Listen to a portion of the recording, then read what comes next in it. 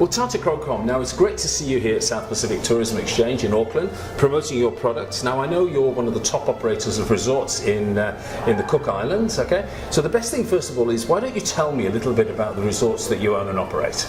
So we have 3 resorts. The flagship is the Rarotonga Beach Resort and Spa. It's on a private beach in front of a marine reserve.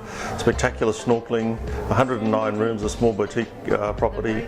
It's got a very strong focus in the family market, so we've got a kids club, a creche, a teen zone, kids menus, kids rooms. We also have a strong conference market, and then we have a lot of guests on their honeymoons. We do a lot of weddings as well, particularly with big family groups. Okay, so that's your flagship property, that's the top of the range. I mean, where do people come from to visit the Rarotongan? Well, the profile for the Rarotongan, it matches pretty much what the profile for the Cook Islands is, which is a majority New Zealand, over 2/3. Yeah.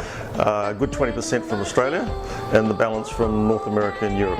Okay, cool, excellent. Then we have the Sanctuary. Yep. The Sanctuary Rarotonga on the beach is a 48 all beachfront suite. Nice. No kids, and so that's very strong. So it's got the Blue Water Grill, which is a seafood gourmet restaurant. We have the Ginger Garden, which has got all the favourites of Asia, and then we have a poolside barbecue, burgers and chips and that sort of thing. So it appeals to all sorts of tastes as well. Yes. So there's quite a range of cuisines there. Yeah. Yep. And then the third one is a private island resort of Aitutaki, Lagoon Resort and Spa, on the island of Aitutaki, which is a 45-minute flight away from Rarotonga. The romantic place to go. It is. 5-star overwater bungalows, beach bungalows, very popular honeymoon market. About 3/4 of the business is Australian honeymooners, so it's particularly popular in the Australian market. Okay. Now, in terms of the facilities in each one, you've talked a little bit about them, but what are the sort of unique features of each one? Do you know what I mean? Is there something that stands out in your mind that you say, I'm at the Rarotonga, you must do this. You're at the Sanctuary, I must do that. I'm at Aitutaki, you must do this. The Rarotonga and the Sanctuary are on one of the best marine reserves in the South Pacific. Wow, okay. So you'll see several hundred different species of fish in an all-tide swimming lagoon that's protected. So there's no sharks, there's nothing dangerous, no dangerous currents. Fantastic snorkeling straight off the beach. So that's something unique that you can do at Rarotonga and at the Sanctuary. Absolutely, and is extremely popular.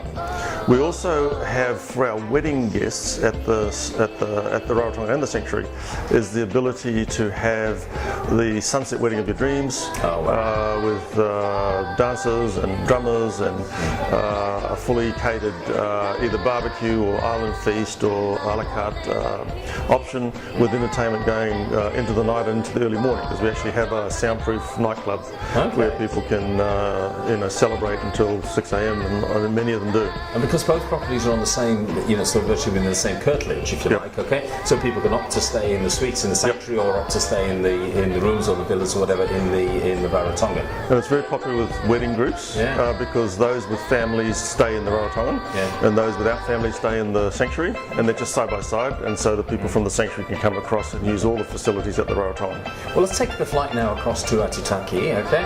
And what would you say really stands out in your mind about it? There's a book I'm going to say it myself carefully now. Aitutaki. Aitutaki. Yeah. There's a book that's come out, 100 Places You Must See Before You Die. Wow. And don't tell me you're in it. Yeah, a lot of the photos are taken from our resort. Spectacular view over one of the most beautiful lagoons in the world. We're the only resort on its own private island, the only resort with overwater bungalows, and so it's a sensational, world-class piece of real estate. And so extremely romantic and very popular with honeymooners. We also do a lot of weddings up there on the beach at sunset, private gazebos for dining on the beach. Aitutaki is a coral lagoon, so it's got atoll islands around. So you can go out diving, snorkeling, all that sort of stuff in the lagoon? You can go in the lagoon or out in the ocean. Or out in the ocean, And you can go whale watching, deep sea game fishing, you can go dolphin watching, there's snorkeling within the lagoon, there's bone fishing, which is very much a fighting fish. There's a lot of windsurfing, Kite surfing is one of the best kite surfing destinations in the world. So there's actually a lot to do on Otaki. Brilliant. Now, in terms of where do people get information about these resorts from? The websites are very, very comprehensive because our destination in the Cook Islands is not one that's entirely well known in all markets, and so the websites are very, very comprehensive in what's available on the resort and around the island. Okay. That's the primary source. Then there's also Cook Islands Tourism. The names of the hotels, so it's the Rarotonga.com, sanctuaryrarotonga.com, and OtakiLagoonResort.com. Thank goodness I found somebody that's gone with easy website addresses. Make it easy. Doesn't it make it easy? Okay. The Islands, other source is Facebook. We've got very active Facebook pages with a lot of information from our guests, and so yeah, there's a lot you can do with just having a look at what's available on our website or on our Facebook sites. Brilliant. Well, thank you for your time today. I really appreciate it. I can't wait to try your resorts. I mean, I've learnt a lot today in the last couple of days about the South Pacific generally.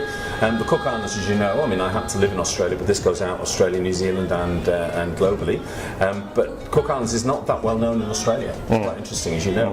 But I think it's becoming better known with Air New Zealand at least having started a service direct from Australia. But I think it's got to be on every experiential sort of person's agenda in Australia. If they want a real Pacific experience, it seems to me that the Cook Islands is the place to go. Well, 25,000 Australians came to the Cook Islands last year. There's dramatic growth out of Australia, and it's very, very popular with those people who have visited the Cook Islands, and particularly our resorts. Brilliant. Well, Tata, thank you for your time today.